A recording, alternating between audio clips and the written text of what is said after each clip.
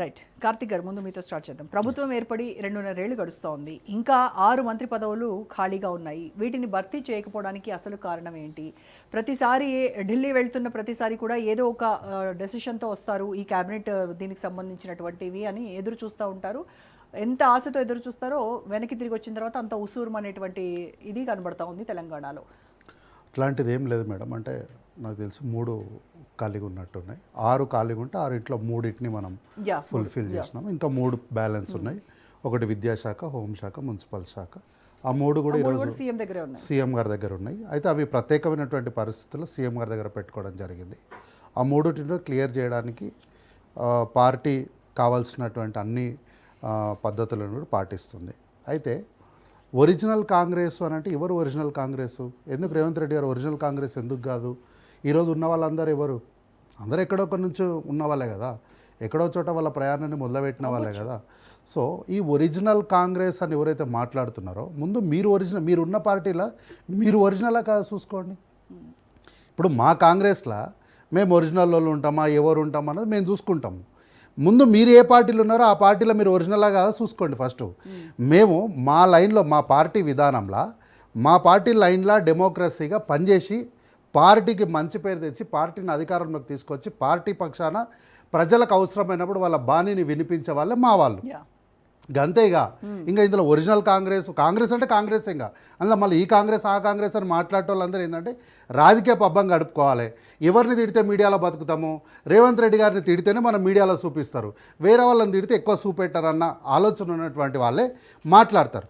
మనోడే కదా అని చెప్పి గతంలో మనోడే కదా అని చెప్పేసి రూమ్లో మాట్లాడిన విషయాలన్నీ కూడా ఆయన చెవులో చెప్తే కోర్టు ఆపరేషన్ చేసిన పాడి కౌశిక్ రెడ్డి ఒరిజినల్ కాంగ్రెస్ అంటారా?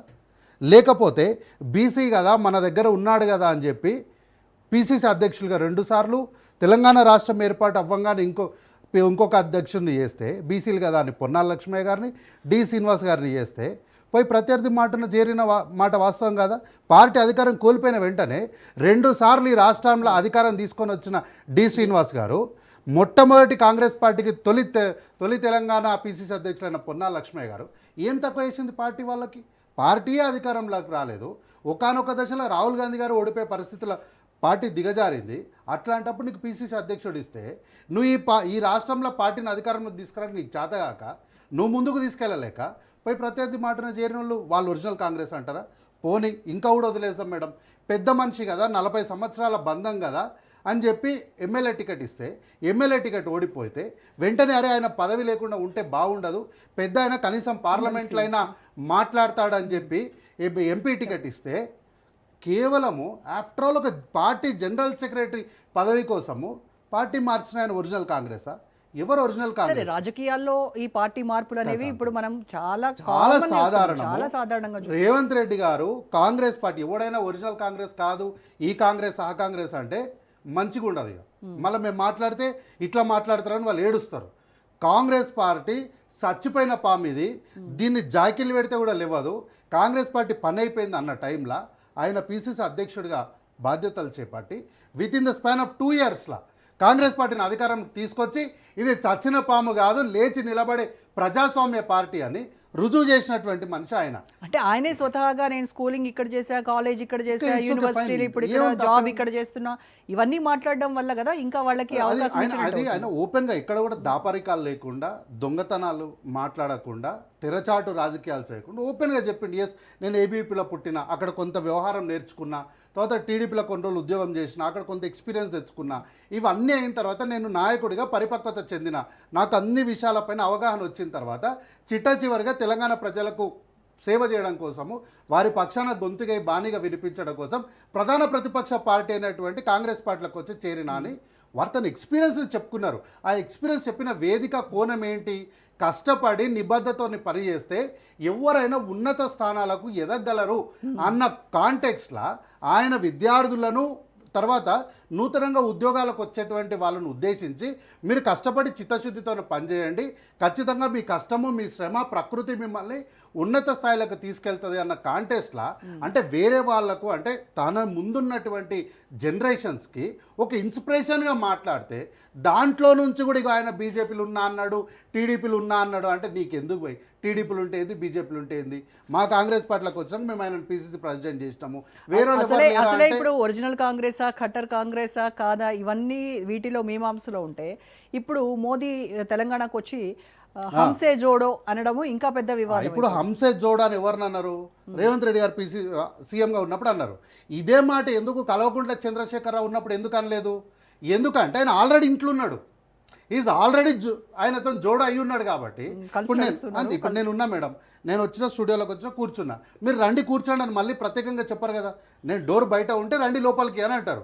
సో సింపుల్ ఇక్కడ అర్థం చేసుకోవాల్సిన తెలంగాణ ప్రజలు కూడా ఏంది అంటే కల్వకుంట్ల చంద్రశేఖరరావు గారు ముఖ్యమంత్రి ఇప్పుడు ఆయన మిమ్మల్ని రమ్మని పిలిచినట్టే ఒప్పుకుంటున్నారుగా. ఆయన ఒప్పుకునేది ఏంది? ఆయన ఓపెన్ గా పిలిచిండు. అలా అనట్లేదు కదా మీరు, అంటే అభివృద్ధిలో భాగస్వామ్యం అవ్వడానికి మాతో కలిసి నడవండి అన్న అభివృద్ధి అని ఎక్కడ పదం చెప్పలేదు. కాంటెక్స్ట్ లో అన్నారు అని కదా, బీజేపీ కాంటెక్స్ట్ లో అన్నారు కదా. అంటే మీతో జత కట్టడం అంటే ఏం చేయాలి?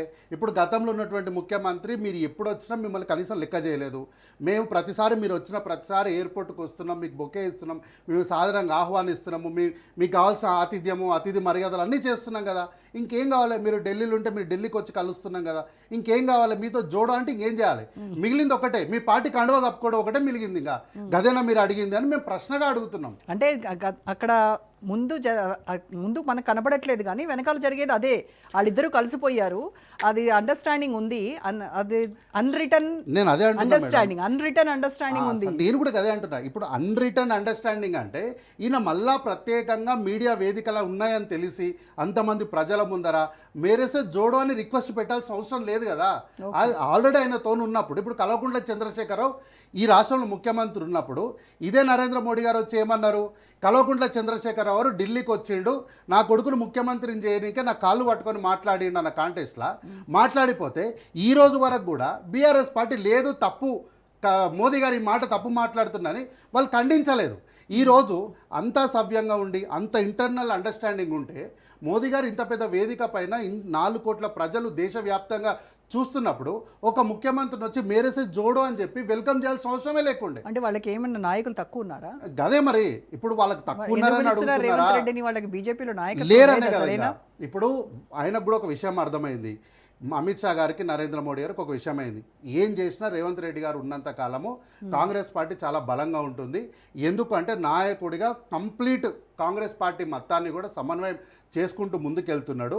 ఒక రేవంత్ రెడ్డి గారిని తప్పించాలి ఇక్కడ అని వారికి కూడా అర్థమైంది. బీజేపీలో ఇంత పెద్ద నాయకులు ఎవరు లేరు, ఎవరున్న ఫోటోషూట్లు మేము వచ్చినప్పుడు కిరాయి మనుషులను చూపించి మమ్మల్ని ఉబ్బి తబ్బింపజేస్తున్నారు, అంతేగాని ఇక్కడ క్షేత్రస్థాయిలో వీళ్ళకి అంత సీన్ లేదని వాళ్ళకు కూడా అర్థమైంది.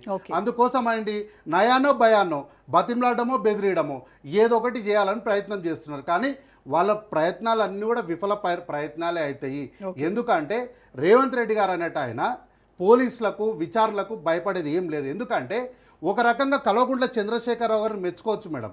ఎందుకు చెప్పాలన్నా, దేంట్లోనే తెలంగాణ టాప్ టార్చర్ చూపించడంలా మోదీ గారు కల్వకుంట్ల చంద్రశేఖరరావు గారి ముందర ఎందుకు పనికిరారు టార్చర్ చూపించడంలా.